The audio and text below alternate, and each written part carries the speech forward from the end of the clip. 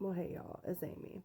This is gonna be tarot and oracle, but I kind of want to talk about the full moon coming up. My voice is still a bit ill. I'm recovering. Okay. Feeling way better today, so love that for me. Um, moon, moon time.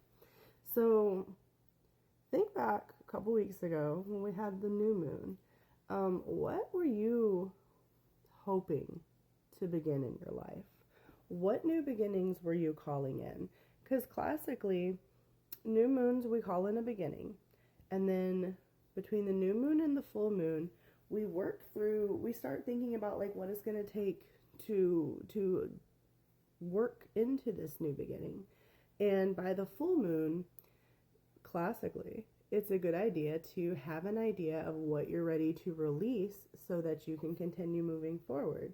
It's like, you know that you need to go pick up this bag of flour at the market, and you have a bag of wheat on your back, and eventually you're going to have to set down the wheat, try to sell it off, and, pick up the flour and go, I don't know. That was an example.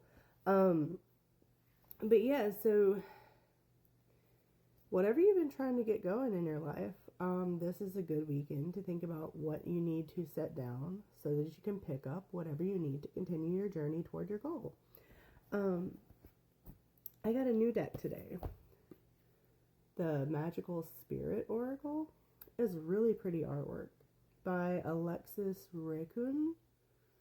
So I don't know, I've been playing around with it, so I figured I would use it to do us a little full moon reading, and then use my more familiar decks. And yeah, so what do we need to talk about in this full moon reading?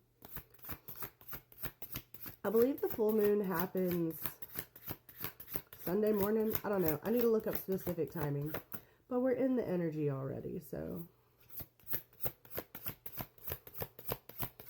Y'all, for the last, couple months, I've really been wanting to watch Practical Magic for some reason, so I finally treated myself tonight, and I rented it on YouTube, because it's not streaming on any of the services.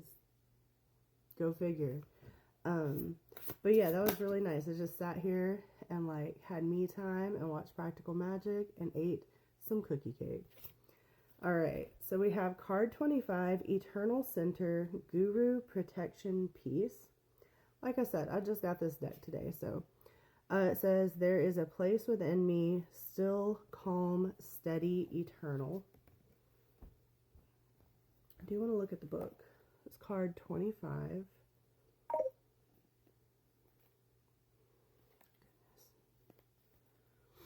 Oh! Okay, random, if you've been thinking that you need to put a pause on your dating apps because they're draining your energy, yeah, here's your confirmation. I think I'm going to pause some of mine. The sanctuary, the oasis, the peaceful valley, the Shire. There is a place you can go, a place within you that is eternal, infinite, and still, no matter what is happening around you. When chaos and darkness surround you or entrap your mind, remember your center. This is the way of the warrior, the leader, the guru. This is how they keep their composure, returning and remaining in this steady core. I don't want to read all of it and waste all my time. The affirmation spell for this card is, there is an eternal and loving sanctuary within me. So thinking of that through the lens of the full moon.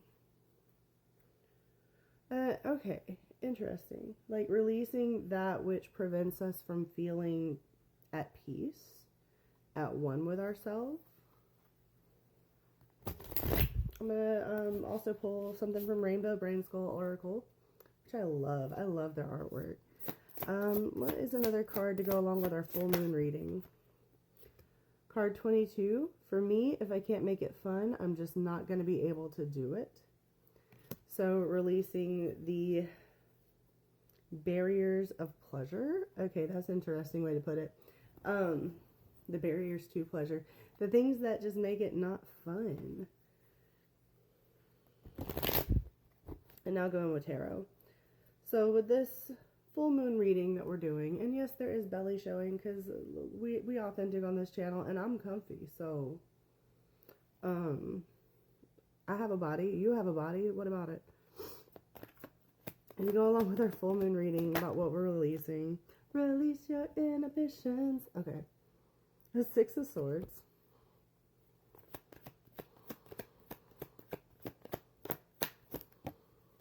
And the Queen of Cups. Whatever you are meant to release in this specific moon cycle is meant to make your life more peaceful. It's meant to help you feel more stable emotionally. Maybe you need to release an ex or somebody who should be an ex. I don't know. We're just coming out of Mercury retrograde. Venus retrograde ends soon. That's interesting. Also the Knight of Pentacles. So I feel like whatever you're releasing, like when you're trying to figure out like what specifically, or like narrowing down what it is, ask yourself, does it prevent me from feeling centered? Does it prevent me from feeling sturdy and stable internally? Does it prevent me from feeling stable emotionally? Does it prevent me from feeling peace? Does it prevent me from enjoying whatever this process is that I'm going through? And does it impede my overall progress, my slow, steady progress through the journey? I think these are all worthy questions to ask. Yeah, along the way. I want to do another one of these Magical Spirit Oracle cards. Excuse me, 7 minutes exactly on the clock when I looked up on the timer. And then 7:07 just then. What else do we need to discuss real quick with the last 3 minutes we have? Less than 3. Acceptance, card 42. Look how beautiful that is. You can surrender. Wait. You can let go now. Surrender to what is. Letting go, water, non-resistance. Oh, that's the, like, cover art, too. I love that. So while I have this in my hand, let's look it up. 42.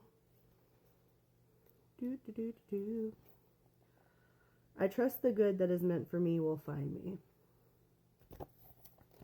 So, maybe what you need to release is what you're clinging tightly to. What you're hoping is going to follow you into that new beginning. What you're hoping is going to remain on your journey that you know deep down probably isn't supposed to linger, probably isn't supposed to stick around. What are you holding so tightly to? Figure that out and then ask yourself why.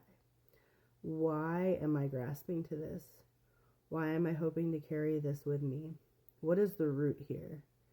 Like, just as an example, is it a person, someone you're dating who you know is not a healthy fit for you? Let's just kind of go with that example. Why do you persist in the relationship? Is it so you don't feel alone? Is it so you feel like you have a person, even if they're unreliable? Why? What is your core motivation for keeping this relationship going, this connection going? And where does that stem from? That whatever that need that this person is meeting, where does that need stem from? Where is it rooted within you? That could be from some very useful shadow work. So you have your assignment. Yeah, I'm gonna call it there. Happy full moon, everybody.